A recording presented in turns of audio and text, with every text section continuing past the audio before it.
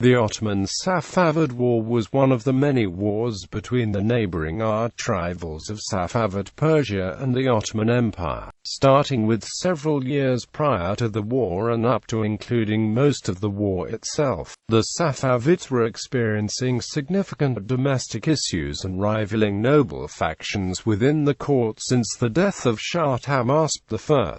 The Ottomans, who would receive large amounts of forces and coordinations from the vassal Crimean Khanate during several stages of the war, decided to declare war in 1577 to 1578, utilizing the chaos.The war, despite swift Ottoman victories in the first few years, eventually turned being geopolitically and military relatively stale for several years, with both parties losing and winning smaller battles till around 1580. It eventually had a turning point following the Battle of Torches on May 7–11, 1583 and the assassination of the Safavid generals Mirza Salman Jabiri and Hamza Mirza. Following these turns of events and internal chaos in the Safavid state, the Ottomans headed towards the eventual victory in 1590.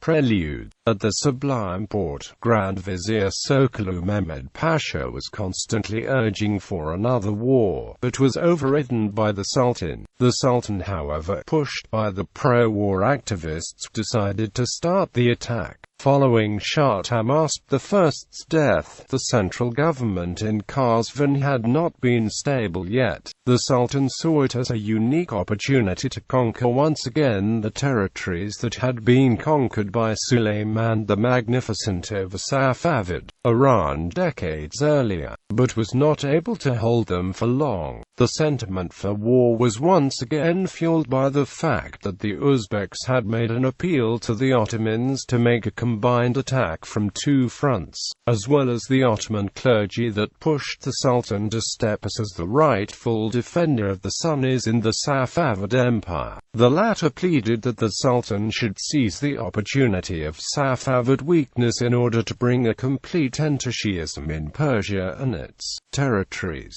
When the Uzbeks started to attack the Safavids, the Far Eastern territories comprising Khorasan, the Ottomans started the attack, effectively starting the war. The Ottomans started the war with the objective of conquering Azerbaijan and the Caucasus. They invaded the Safavids, the Caucasian territories, through Ardahan, taking Akhaltsikhe in August 1576, Tiflis in August 1578, and Kars and Tabriz in 1585, while pressing Georgia to become a tributary vassal of the Ottoman Empire. The Safavids, who were left unable to conduct effective campaigns on both the eastern and western fronts, were met with repeated setbacks that forced them back into Iran's heartlands. The seizure of much of the Caucasus had now given them a direct land route from the east with their allied Crimean Khanate. Shirvan fell before the end of the summer of 1578, by which fact the Ottomans had now control of almost all territories west of the Caspian Sea coast, and it also opened the way for an attack on what is nowadays the core of Armenia and Azerbaijan, which were subsequently attacked in 1579 by a large contingent of Crimean Tatars led by Adil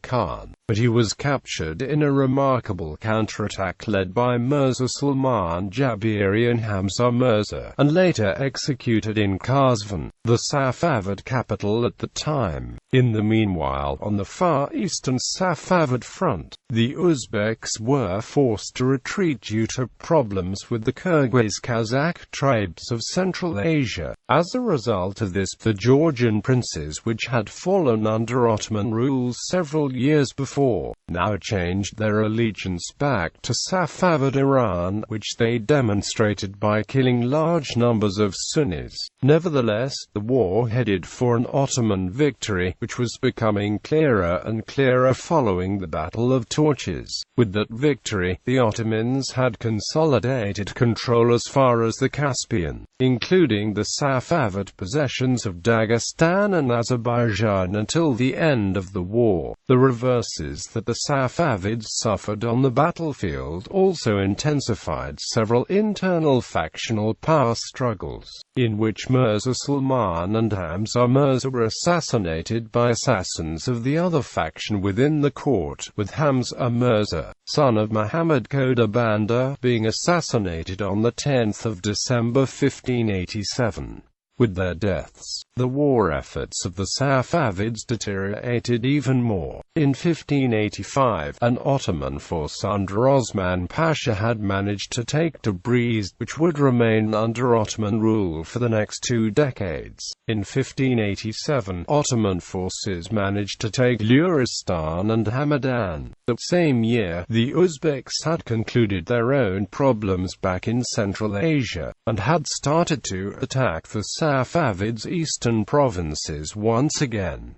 It appeared that the very existence of the Safavid state was now in question. In 1588, the Ottoman commander Fahad Pasha advanced into Karabakh through Georgia. Many of the Turkic Kizilbash tribes, which formed the backbone of the Safavid military, submitted without any significant resistance in order to protect their own interests. In the face of all these difficulties and even a staged coup in Kazvin by Murshid Ulay Khan of the Ustaljuki-Zilbash clan, Muhammad Banda decided to abdicate, favoring the throne to his son Shah Abbas I at the time he took over. All the Iranian provinces in the Caucasus, Mesopotamia, Anatolia, and even in western Iran were occupied by the Ottomans, while the Uzbeks had seized swaths of its eastern territories. Therefore, in order to settle matters at home first and to defeat the Uzbeks, he decided to sign a humiliating peace treaty on March 21, 1590, by which the war became ended.